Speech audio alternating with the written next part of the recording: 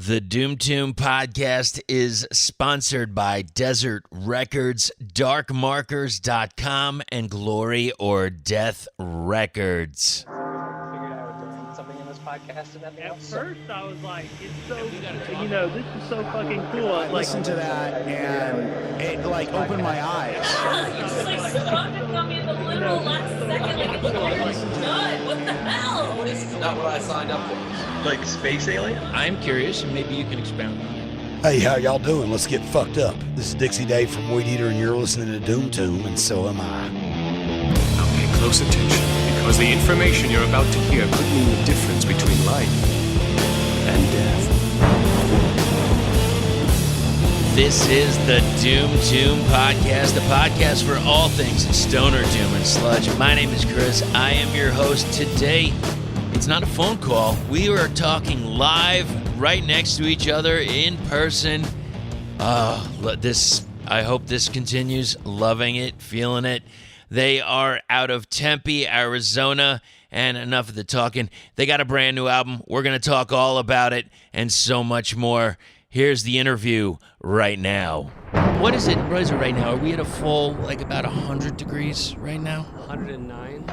It's 119 degrees out right now. With humidity, it's 135. And I am with all of the members from the band Collapsian.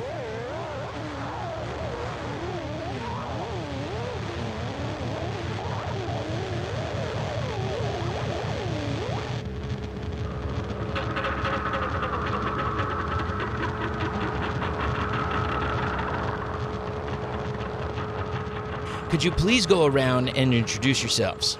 I'm Chad. I'm the drummer, and I play percussion as well. My name is Anton. I'm currently playing bass, but normally I play guitar in this band. I am Brendan. I play guitar in the band. I'm Tom. I'm the vocalist, and I have a weird noise setup that's kind of flowering, so yeah. Okay, so... All right, now here's the thing. I'm looking, and I've seen Collapsian perform live a few times. I saw you, we were just talking about it, April of 19, performing with Sour Vein and 16 at the Rogue Bar. Do you remember 16 was having trouble the entire night with the lights? Holy shit, he was getting so pissed. I do. That was a great show. Yeah, but what a killer night, and it was like. I think it was either the night before the last night of the Rogue or whatever. So you got that, and then the last full show. It was like the last full show at the Rogue. Right. Yeah. And before that, it was like a Brolo blowout. And you could still, as you're playing loud, you're cranking your songs, and then, half the confetti is still fucking falling. That was great. Fun fact about that show, we brought a video on the screen in the back and played that weird black and white video. Yeah. Those little people doing a bunch of Yep, nonsense. I remember that. So we played that on our set, and then every other band after that just recycled the thing. So that 23-minute video just recycled 10 times. Everybody played with that bizarre video behind it. It was awesome. Yeah, I felt like I saw it quite a bit. Yeah. Now, is that something that you normally will do at a show if they have a screen for the back? Definitely would like to. I mean, I'll just pull a bunch of weird clips from weird movies and stuff. Right. We've recently started to do some video editing, so we did a live video release with this record that we just put out. Okay. And Nick the Frog Dog, who also does vocals, some guest vocals on our record, he does video editing stuff. Right. So I'm gonna cue this guy up with all sorts of rad movie clips, and I think if you can, just having weird stuff in the background that either plays to the music or is just one of these what the fuck type of moments, right, is really cool for a band, at least a band like ours, because we're already kind of all over the place. So having a nice visual background, all the stony trippy guys in the crowd will definitely appreciate that, and I think. Oh, absolutely! It's another feast for the eyes. It's a little bit more to see. We're in the I would say doom level, stoner doom, sludge, whatever you want to call it. And during that time, I've seen it where quite a few times, people on stage just kind of stand there. Sure. They play the notes, they play the hell out of those riffs, but it's the other stuff that you might miss a little bit, and to bring something like that is very much appreciated. We've got this album that we've got to talk about. It's been a long time coming. How long has it taken to create this latest release, and before you say anything, let's start off with the title of the album. Yeah, Age of Exigency. So we started this, like 4 years back, I'd say. We had riffs like spilling from the left hand all the way onto this that were unused. So, I mean, that's kind of out there question because it's like it's been stockpiling ideas. But basically with this album, we kind of wanted to make sure everything was right. So it kind of took a while, and there was a couple different things that kind of held us up on that. There was we wanted to make sure everything was good. We did a formal demo of it first.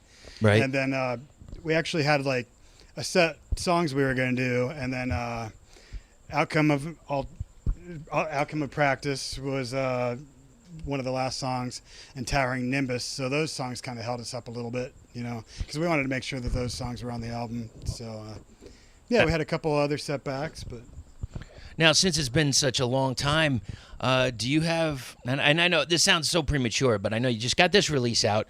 Do you have stuff ready for like getting into another release because it's been a while and you've got this new energy here in the band? Yeah, absolutely. So our plan moving forward, so like Anton was saying, part of the reason this last record, we had ideas from years back that we kind of congealed and we played a bunch of shows. Right. Wrote this record, wanted to make sure everything was solid. It took a long time from writing the album material to recording. Right. So I think the mantra moving forward is really to just put out as much material as possible, right? Yeah. So having Brendan in the band has been amazing because he's a guitar player, so he's written a bunch of awesome stuff. Anton normally plays guitar, so we have two guitar players writing like awesome guitar riff, and so we've got 4 songs that we're working on currently. Right. I'd say 2 of them are pretty like 80 to 100% done. The other 2, it just takes a couple writing sessions to figure it out. So I think the plan moving forward is pretty much to nail down these 4 songs or so that we're recording, and then record these guys as soon as possible. Put out an EP, maybe a split. I was going to say a split. Yeah. If we could find like-minded folks that want to put out like a split, Sure. and I'm sure we could, then that's all the better. Or even stockpile those releases for EPs, splits, comps, whatever it is. Sure. Yeah, but just record as much as we can, and then after those 4 songs are done, back to writing 4 to 6 more songs. And I mean, Stony Band, 6 songs for us is usually like close to a 40-minute record. Yeah, that's a whole record already. Yeah. So, or I mean, we've worked with some of the things that some of the songwriting techniques where our songs are actually shorter too, instead of drawing them out. But inevitably, we write these rad songs that are like 9.5 minutes long. So we'll probably see more of that down the road. Rad songs, complicated names, and we're gonna get to that. And it's this guy. All right. So I'm gonna be passing the mic to you quite a bit here, and of course we have to talk about the new member, and we're gonna get to that. But I want to really talk about this new album. It's been like almost fucking 7 years in the making, right? Yeah, from record to record. Yeah. So let's start off. All right. I got my old man glasses. Hold on. Let's throw this out now. Okay. All right. I'm already. I don't know. Chonyi Bardo. Yeah, Chonyi Bardo. It's like part of the whole. I'm gonna do this real injustice here, but this kind of Buddhist practice of like going through phases in life, essentially, and this is one that you encounter that is an inevitable change, right? Shedding of skin, like kind of that transition between life and death, like you're in this kind of like new phase, but then there's something that comes after it. So I just thought that was kind of an appropriate name. Especially for the first track on the record. Yeah, for the first track. I liked that it ended with Anton's little gun hammer thing, too. I thought that was kind of metal. Yeah, there's a nice little gun click right before that comes in, which is cool. Well, you know what? And you're right, because it's shedding skin of the past, maybe some past band members or whatever, and starting fresh. Now, we're going to go into the second track, but I'm curious for the vocal. How have you changed, or have you altered or progressed over the years in your vocal sound, and what do you feel that you've done differently on this album? Well, this is actually the first album that I'm on. The former vocalist was on At the Left Hand of the Sun. Yeah, the first record. So this is my first shot at getting to put down vocals for this. But over the course of writing 7 years worth of material, Definitely grown a lot more confident in my range. I think I'm happy that I've kind of got a diverse range of approaches, and just comfort on stage too, comfort with these guys. Really getting into, there's a certain point in pretty much every song where there's like a quintessential like Collapsian moment, I think, and just writing that out and feeling comfortable within that. So yeah, mostly just comfort. That's awesome. And I think we're going to move to what the outcome is. This is number 2. The outcome of an artificial practice. Clocking in at 7 minutes. You're right. Absolutely. Long songs. So what can you tell me about this track? So this is a conglomeration of a lot of riffs that we have played in the past.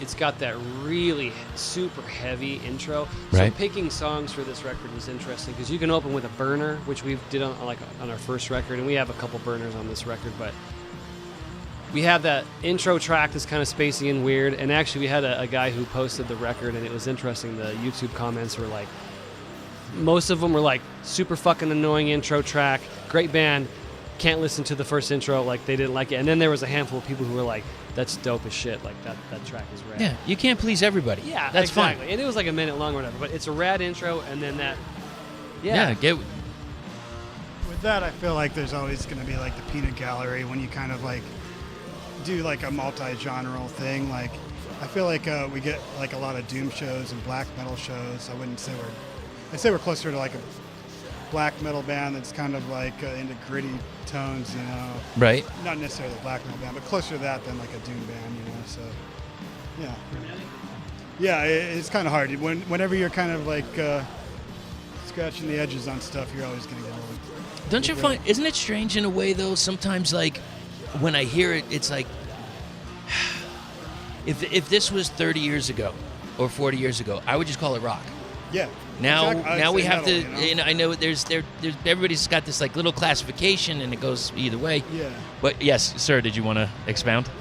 Yeah, I mean, there's just a funny story I think back to when we were taking like some promo photos with Andrew Weiss out in Miami. Globe. We were in Miami, yeah. And just these like 4 or 5 bearded white dudes just walking around Miami Globe. Rubbed people the wrong way, I guess, because we had a big-ass camera, too. So the local sheriff came and talked to us and asked us what kind of music we play. And I think that, was it Chad, was it you that said that we like, we're kind of like AC/DC, like rock and roll? Yeah, but just like rock and roll. Like, that's the easiest way to like describe it. Of reference, so Not at all. yeah, that or Black Sabbath. I think I said one of the two or something. Yeah. Fits. Yeah. Well, like, you know, sometimes I go down this hole, and I've talked about it a bunch of times of within the doom genre, like, will it doom? And I pick songs on YouTube. Does it hit? And most of it comes down to like one thing is let's cut it down to 75% or cut it down to 50% and wait to see if you hear a big riff. If so, then yeah, I think it dooms. But I actually think we're getting off track here. Yeah, I'm sorry. If I got all these people to talk to, there's going to be chatter. I think second track you asked about, which I probably Yes, took it the up outcome of artificial practice. Of an artificial practice. The meaning of every song, definitely Tom, his lyrics are super next level. He'll give you the 411 on what everything means. Fair enough. Kind of. That song was like years in the written. We wrote it over the course of several years. It came together. It was a cool intro, a nice little weird middle part, some cool little like hanging parts in the middle, and then ends really strong. Right. There's a cool part in the towards the end where the guitars are like doing like almost like dueling harmony guitar type things, which I think is super rad because it shows kind of like the different type of guitar stuff. So, Absolutely. yeah, it sounds really good. It was a really, really cool song to kick off the record. Yeah, this is actually my favorite song on the album. Like I said, I think it's probably the last song that we wrote. Right. And favorite song to listen to, favorite song to play. Right now I'm playing bass, so it was like when we kind of transferred over to me playing bass, this was one of the first songs that I kind of actually like dove into and started scratching the surface. Like, let's keep it similar, let's not reinvent reinvent the wheel on the Collapsian bass stuff, but Right. kind of make something different. So I mean, this song kind of has a soft spot in my heart for like a lot of reasons. But Now, before Collapsian, you were in other bands before? This is it. First band? Both of you? First band? Jeez. All right. So, is this something that you've done over the years? Like, some people have a poetry book, some people have a book of prose or sayings or whatever, and they say, I'll use it later. Has this always been a thing for you? Because I know you're a singer or vocalist, but also as a writer, like, how long have you been doing that your entire life, and finally we get to do something with it? Yeah, pretty much nailed it on the head. I would just always keep like lyric books with ideas of how to approach them with rhythm. Singing, I still don't really feel that comfortable with, but working on it. Especially mixing between the two. Which is why I love Nick Fraga, who's on a different song, so not to derail it, but he's got a good mixing too. But choir kind of came up when I was in high school, and that helped. But I learned how to scream a couple of years before I was actually involved in choir. Okay. So I learned the mechanism kind of differently there, but it all applies, and I think I utilize my more technical like singing training, having done choir for like 6 or 7 years, to approach vocals differently. And so it's almost like, start out knowing the basics. You can't just go out and start yelling and screaming. I remember, what's that guy? He's on YouTube, Jared Dines, and he goes up and down this row of people saying, you like death metal? Yeah, yes, I do. I do love death metal. Can you give me a death metal scream? Yes, I can. Are you ready? Ew. And it just doesn't resonate. It doesn't come out. And so there's a talent to it. There's a process. And you've probably had to do different things, through vocal training, to get to the sound that you're at, especially with what I was hearing earlier tonight. yeah, it helps being in a consistent band for 6 years too. I think that's the best training you could get, is just consistency and experience. That's the cool part of doing arts in like the secondary school level, is if you can just have a class that lets you sing for an hour and a half every couple days and Absolutely. practice that for the rest of your life. Like, oh yeah, you're gonna just get good. Oh, without question. Now, while you have the microphone, I think we should go into the third track, which is The Concrete Void.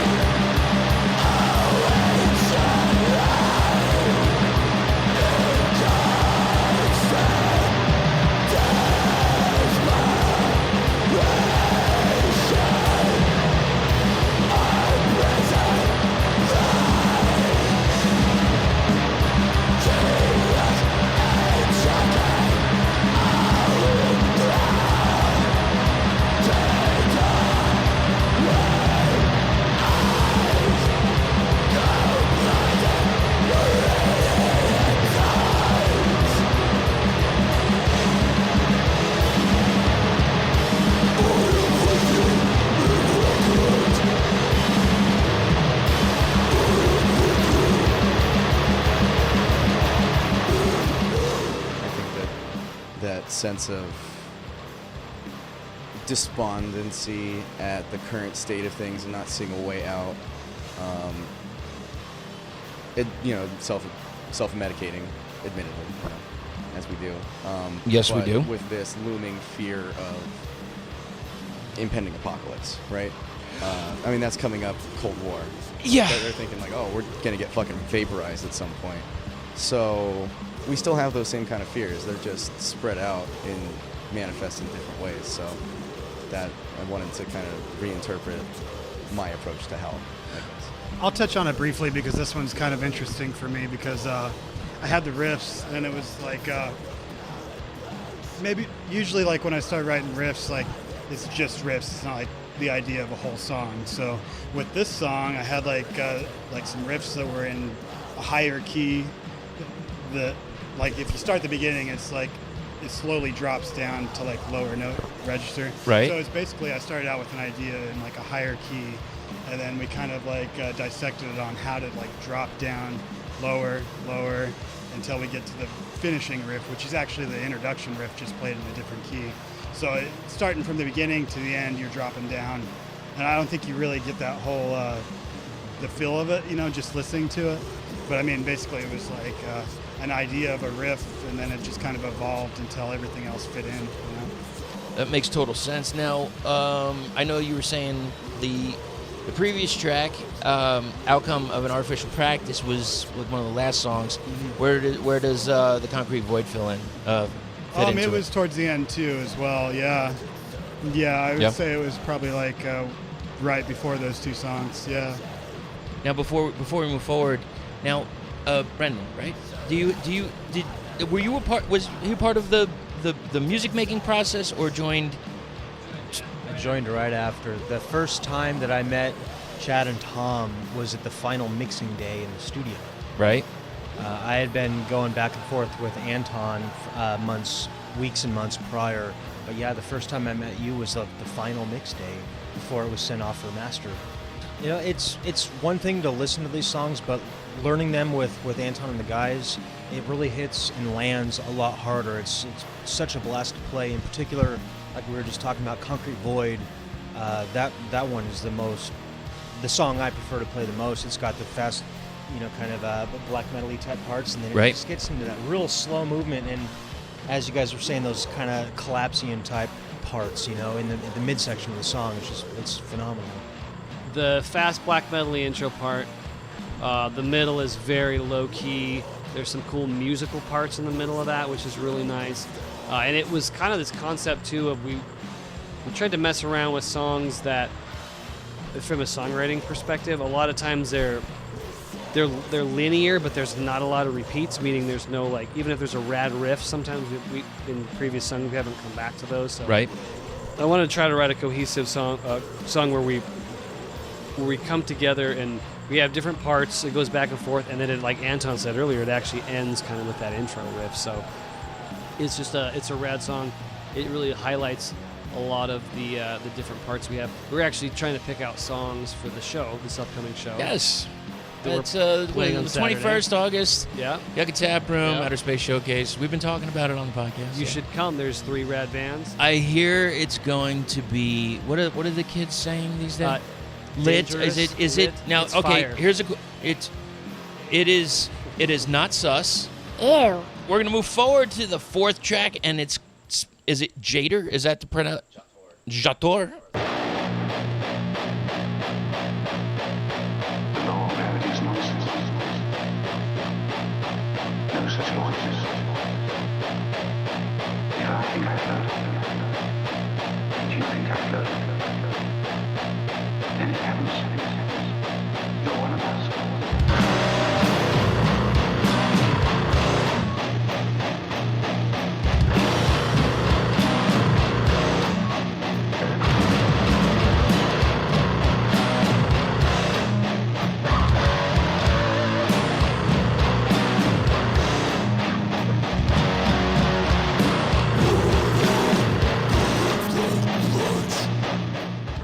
I guess as far as like feedback, I'd say that I've gotten the fans out there kind of gravitating towards this song. It's Yes. like the flagship of the album thus far.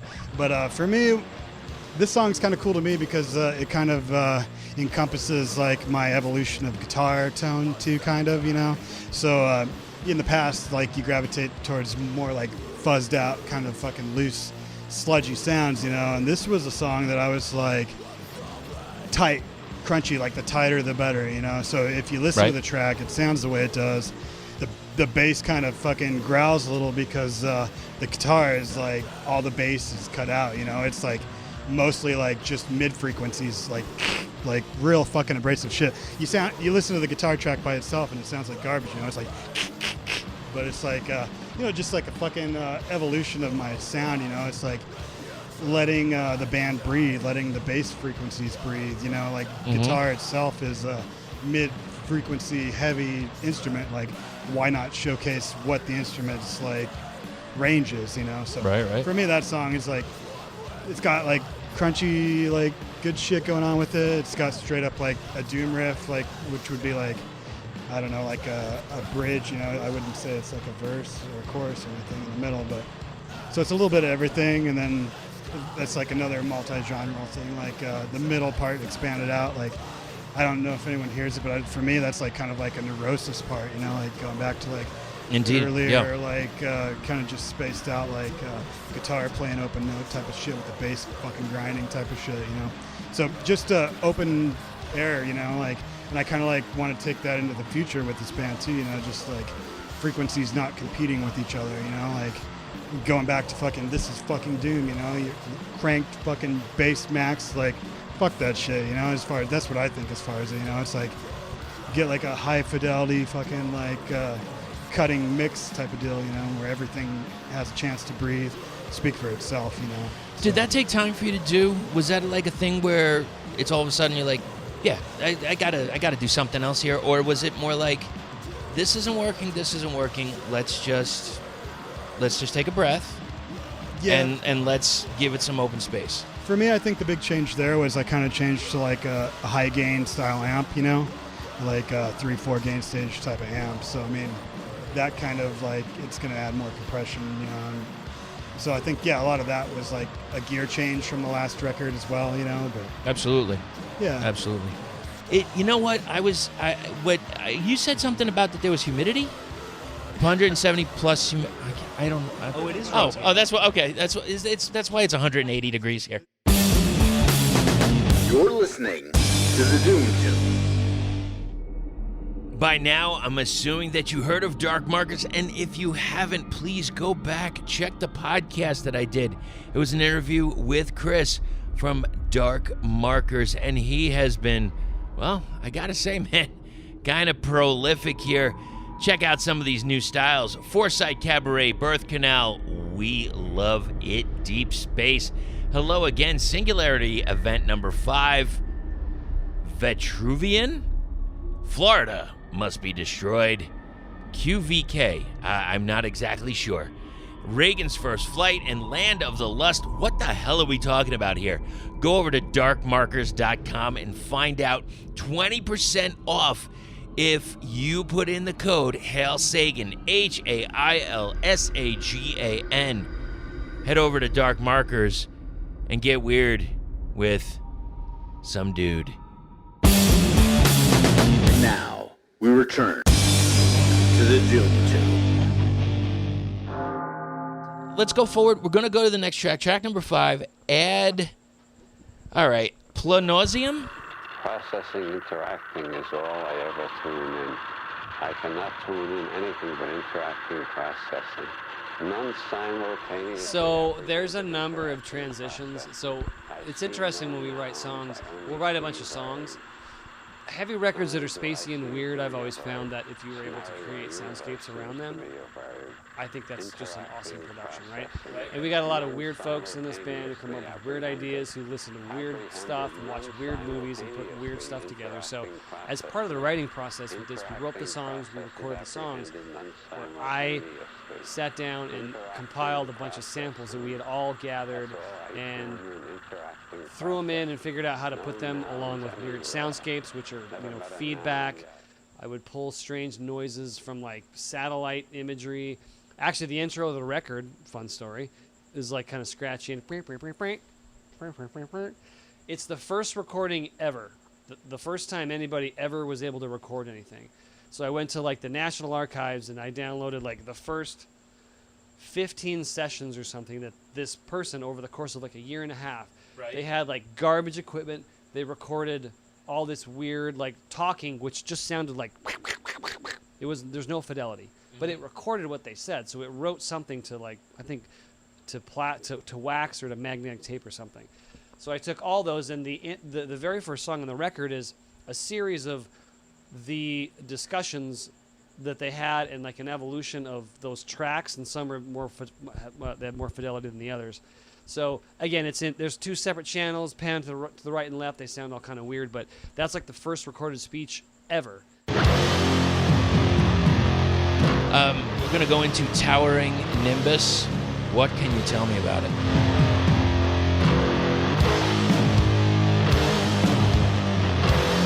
Man, that one, that's got like a formal intro, which is really cool. Like there's like a tom intro that's sort of kind of long and drawn out that sets the tone for the song. And then there's like a nice little transition, and it almost gets into like a DB punk type of feel. Yes. Yeah, so there's like some cool like punk rock. I mean, I'm a huge like 90s punk rock, strung out, no effects, Lagwagon, like Blink, all that stuff. I love that like just punky type of stuff.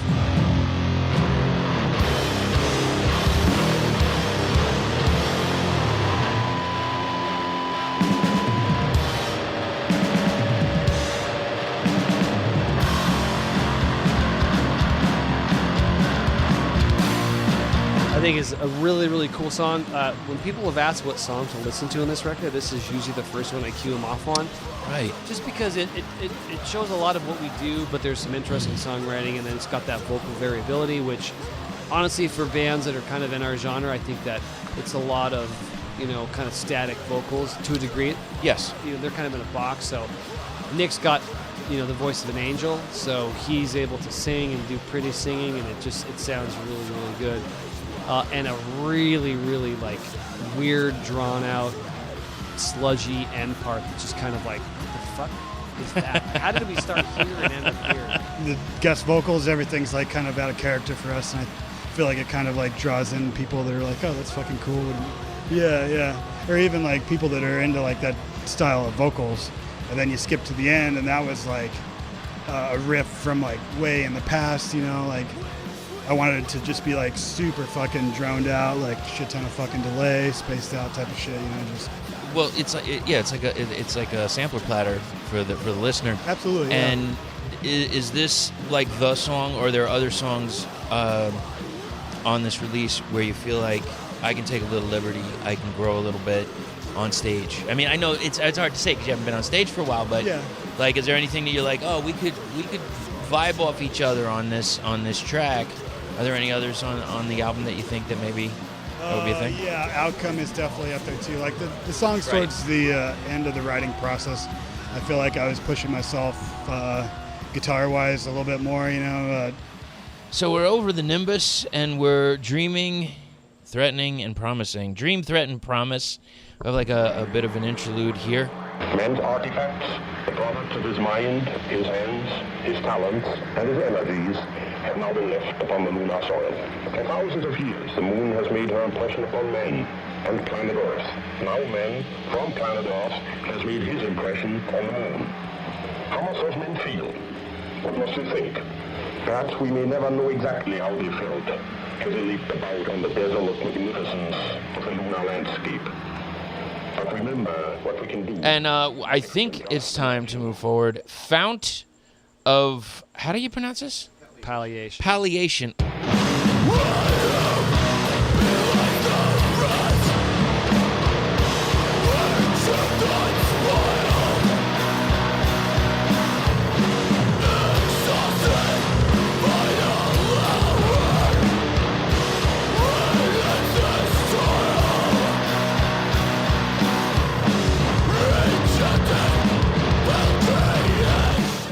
Definitely one of the more dynamic songs on the record. It's kind of got a standard heavy intro with a cool little chorus. Right. And then there's like a weird little dip out where when we were putting this song together, I sort of conceptualized this live where like the song kind of dips out and we just do like a pulsating build especially live, like feedback, like more noise, weirdness over the course of like, I don't know, a minute or Right. whatever, minute and a half. I mean, really, however long it works. So.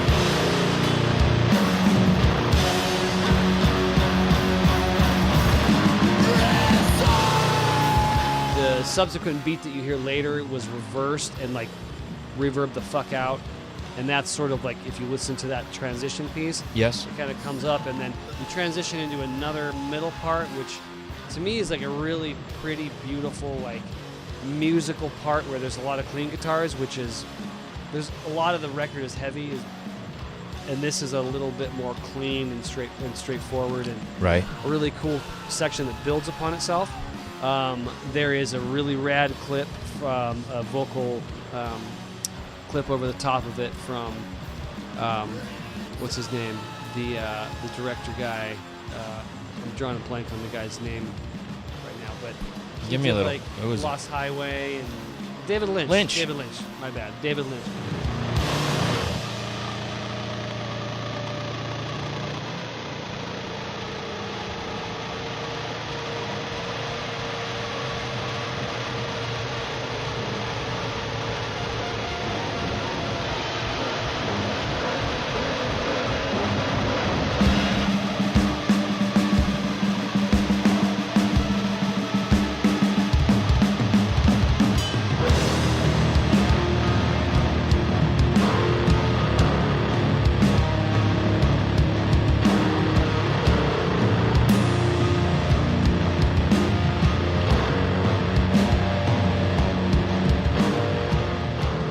You got these samples and things weaving in and out, and it brings so much more layers. Yeah. Consciousness inside each one of us, and it's right at the source and base of mind, right at the source of thought, and it's also at the source of all matter. Experiencing subtler levels of mind and intellect, and transcend. You're listening to the Doom Tomb.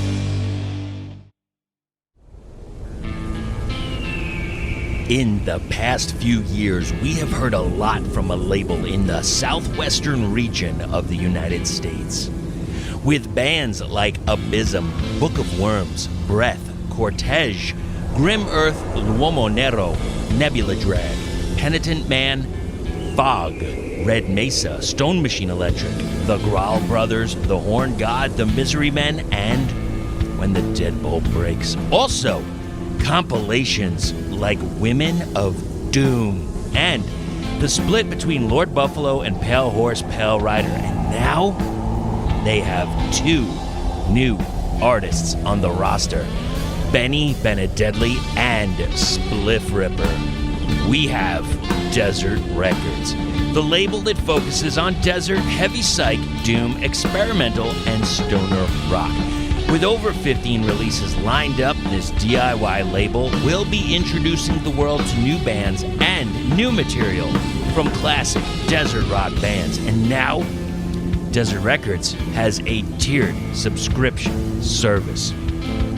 In the subscription, you will receive all of the past releases digitally. You will also receive all of the new material as it is released, and you will also have access to subscriber-only messages and 20% off of merchandise. All of that for just $36 a year. They also have a CD tier available where you get all of that, plus 3 CDs at sign-up. And hey, all you vinyl fanatics out there, they didn't forget about you. For the LP tier, you will get all of the digital releases and an LP at sign-up for just $60 a year. So it's obvious, it's time to enter the desert.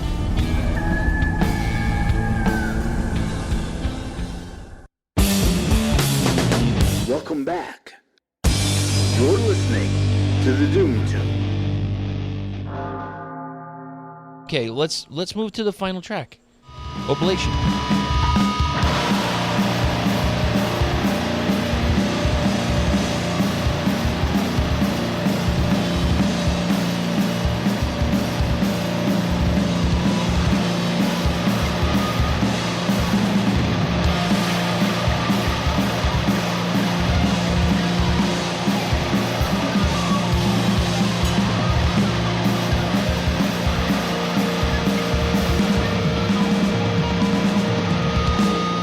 Song written, I kind of wanted to like write some burner shit, you know, like some fuck 'em up songs. So it's like that was kind of the vision I had going with that, you know. And right.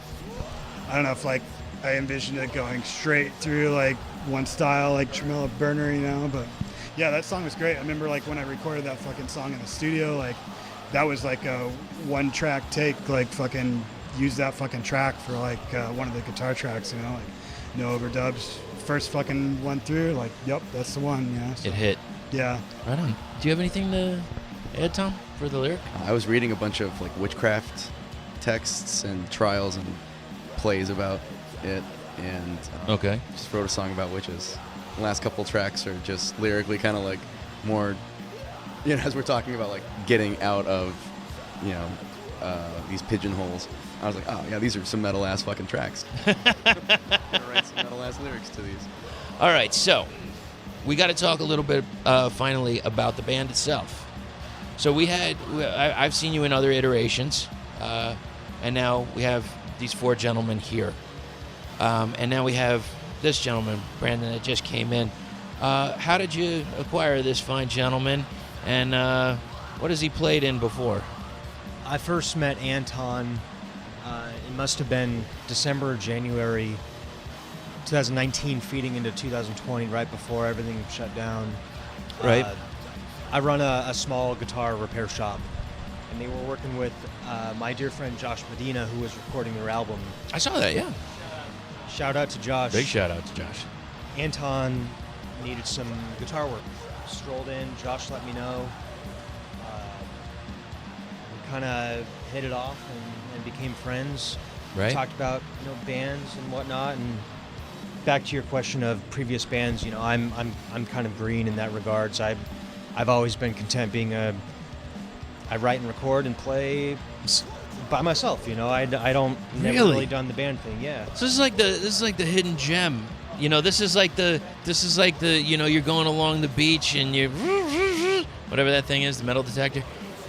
Yeah, like might I even say a pirate booty to be more specific.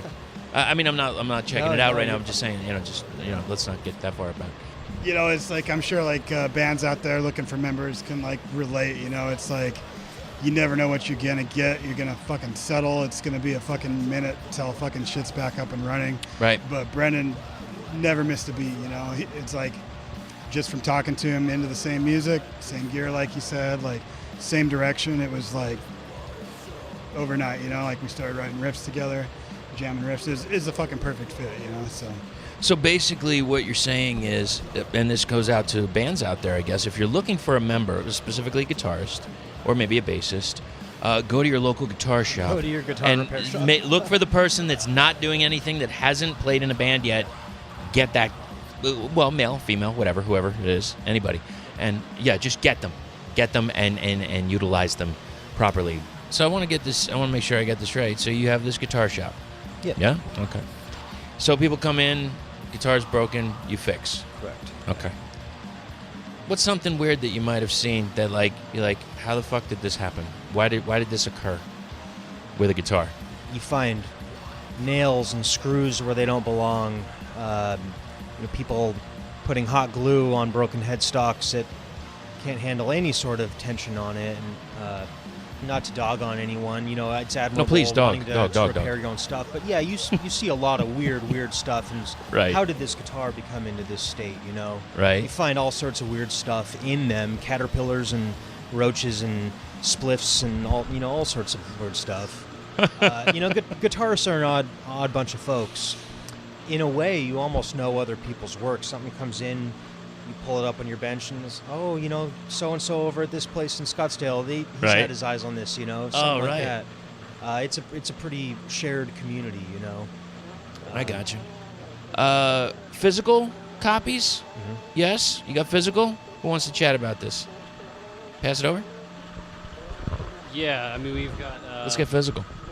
CDs from the 1990s for those that still have CD players. Yes. People at shows dig CDs. It's also a nice little physical package that's put together. Right.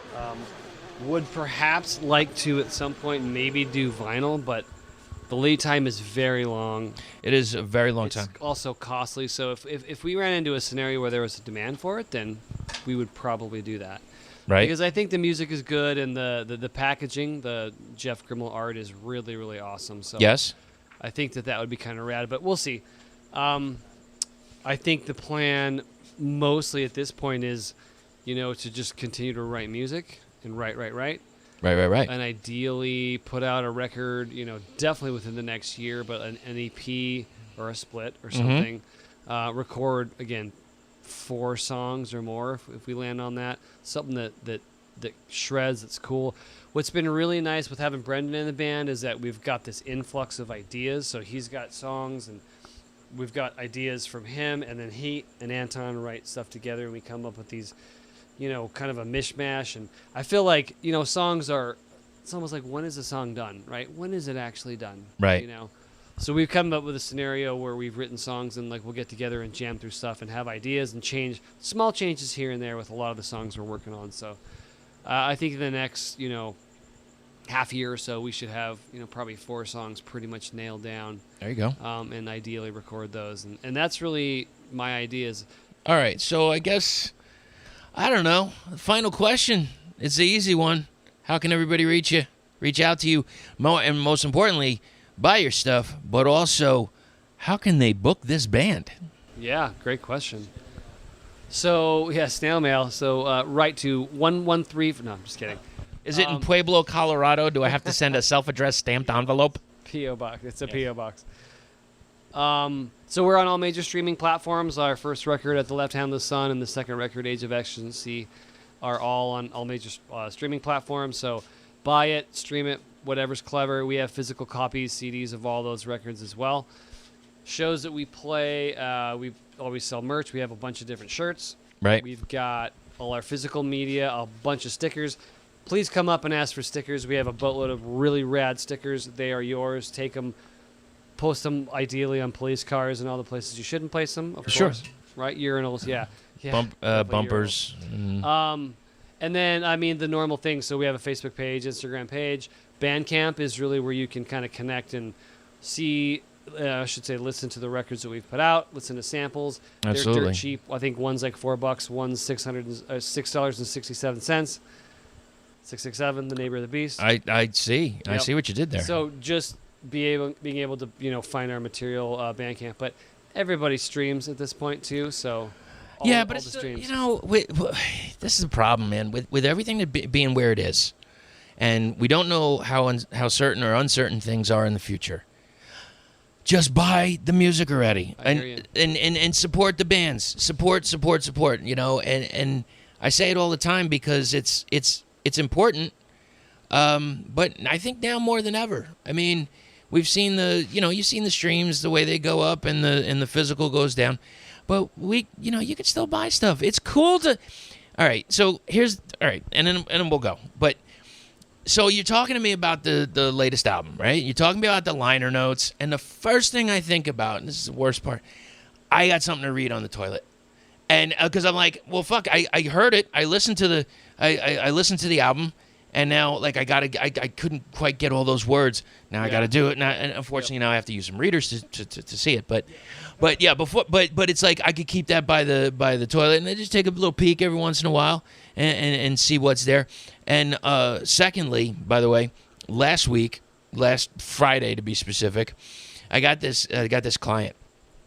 I can't mention his name, HIPAA laws and stuff. But I had this client, and every time he comes in, he says, "I just play the heavy. That's what I want." He doesn't. Is it Dave Mustaine? Is that who's that? It is not Dave Mustaine. I'm sorry, but no. But I guess he just gets tired of hearing flutes and whatever, gongs and bells and whatever I gotta play, waves crashing. So I said, I got this band, and they're gonna be playing, and at Yucca Tavern and blah blah blah. And so I played your set, which was the whole album, and then I played some Mosara and finished it off with some Saint Breaker. And he's like, "Holy shit, man! Where is this again? What is this?" So I'm hoping he comes out to see it. If he doesn't, I get it. He's way up in Anthem or whatever. But I just thought it was funny that like, if you would have told me 5 years ago, yeah, I'm gonna use Collapsian music to do a 90-minute massage on somebody. That's epic, and that's a great use of the record we recorded. Just work someone over, right? Yeah, it might have been in the spirit that it was intended, I agree.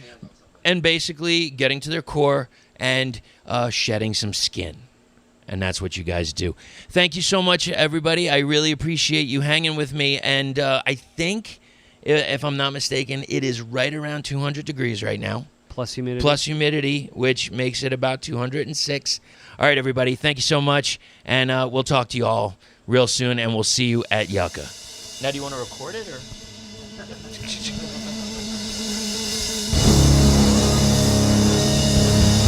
You're listening to the Doom Tomb. Oh, hey there, Tommy. What's with the long face? I don't know why I feel the way I do. I'm just not happy, Doc. Like, I don't feel right. Oh, I think you have anxiety, Tommy. I know exactly what you need. I'm going to go ahead and write you a prescription for a record player and some sweet new records at Glory or Death Records. That'll get you back on your feet again, and right as rain in no time. Glory or Death has all the best bands: Moss Generator, Red Wizard, Love Gang, Red Witch Johnny. They'll get you feeling peachy keen again. They even have an insane double album tribute to Thin Lizzy featuring High on Fire, Mothership, Duel, Worshipper, and tons more. Wowee! Oh, that sure is keen. Side effects may include extreme giddiness, bloodshot eyes, random cravings, forgetfulness, bleeding of the ears, confusion, nausea, constipation, diarrhea, depression, anxiety, alcoholism, ulcers, or death. Now, we return to the Doom Tomb. Thank you to all of the members of the band Collapsian. The album came out July 9th of 2021. We're going to go down to track 9. This is Fount of Palliation.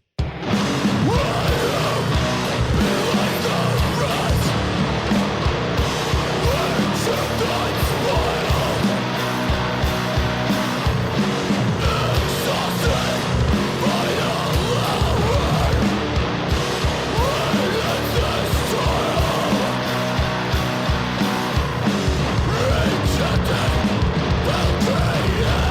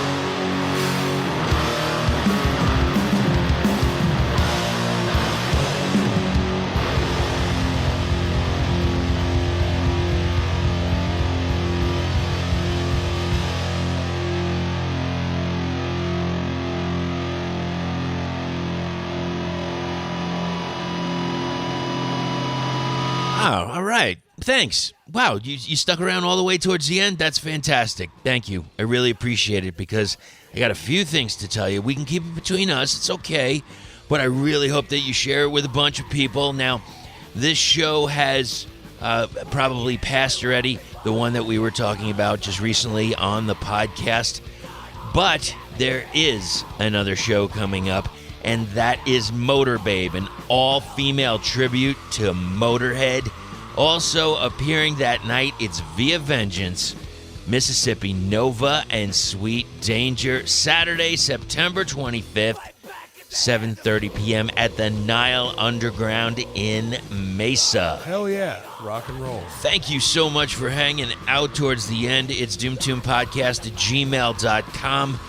We can never forget Ian. He produces and takes care of all things sound for the Doom Tomb podcast. You can reach him at No Masters Audio on Instagram, or just check out the show notes. It's right over there, much like craniumradio.com. I have a show Sundays, 6 to 9 p.m. Eastern Standard Time. We also have another Planet Mammoth event coming up. It's going to be at the Nile Underground, September 25th. We've got a few bands. Maybe you've heard of them. I hope you have. If not, you should check them out. Check out some of this new talent. The first band up is Sweet Danger. Then it's Mississippi Nova, Via Vengeance. And to top it all off, Motorbabe. That's right. It's going to be Motorbabe. $10 in advance. You can hit up the bands or, check out Eventbrite. Link is in the show notes. All right, everybody. Thank you so much. We'll talk to you soon. Take care of yourselves. Keep getting out to those shows. Buy some of that band merch. And don't forget to stay heavy.